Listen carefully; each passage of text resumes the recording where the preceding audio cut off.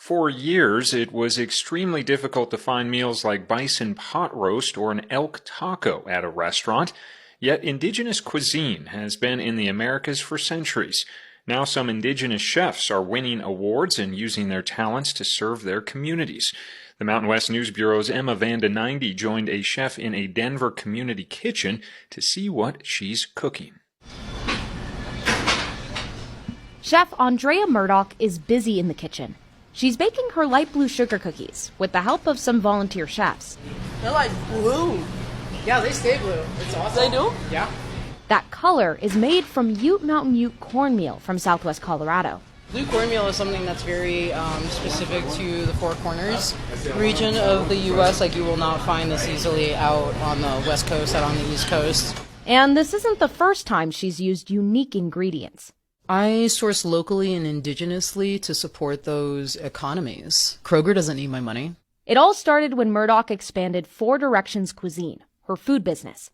She wanted to create South American cuisine, and through her research, she found that ingredients representative of the culture were pre-colonial, like rabbit, bison, or other foods that existed in the Americas before colonizers arrived. I have this distinct privilege and honor to be able to take the teachings from others and translate that through menus. Along with sourcing food from local and indigenous farmers, she forages around her for flowers and grasses, praying to the weather god Iyapa for rain.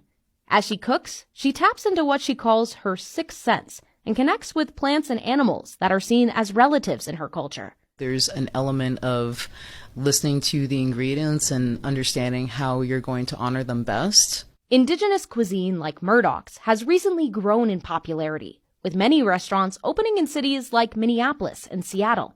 And for the second year in a row, a native chef won a James Beard Award, almost like the Oscars for cooking.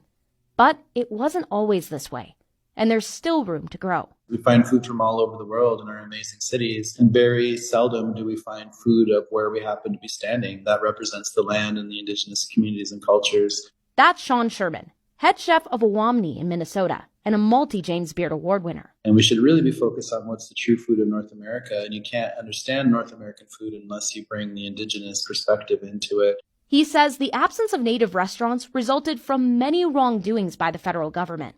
Bison were killed at alarming rates. Federal boarding schools stripped indigenous peoples of their culture, and forcing them onto resource-poor reservations put them in a systemic trap. He says they haven't had time to heal yet, let alone evolve. The more you dig into it, the more inequality you see, and the more racist structures you can see that are still built into the system. Murdoch wants to shed light on this through her cooking. She's made food for several fundraising dinners that focus on issues like missing and murdered indigenous relatives or Indian boarding school trauma. Like, yes, I'm a chef, but I'm using that platform to bring awareness to cultural issues. This summer, she helped with Denver Eats, hosted by the American Indian College Fund. It raises tens of millions of dollars each year for indigenous students to attend tribal colleges. Cheryl Crazybull, the College Fund's CEO, loves hosting the event. Events like this, for me, are that opportunity for us to showcase the kinds of things that we as Native people contribute to society.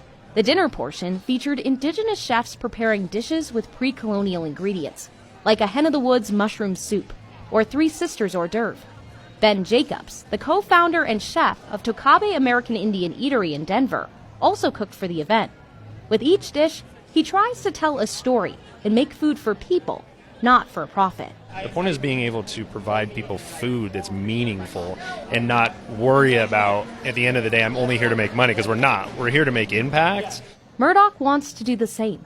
By cooking at events like this, she hopes to uplift the cuisine and causes of her community while inviting others into the discovery. Food is a common necessity, one of the few common necessities that everybody needs no matter what. Like, we need it for survival. So why not have a conversation about where your food came from? For the Mountain West News Bureau, I'm Emma Vanden.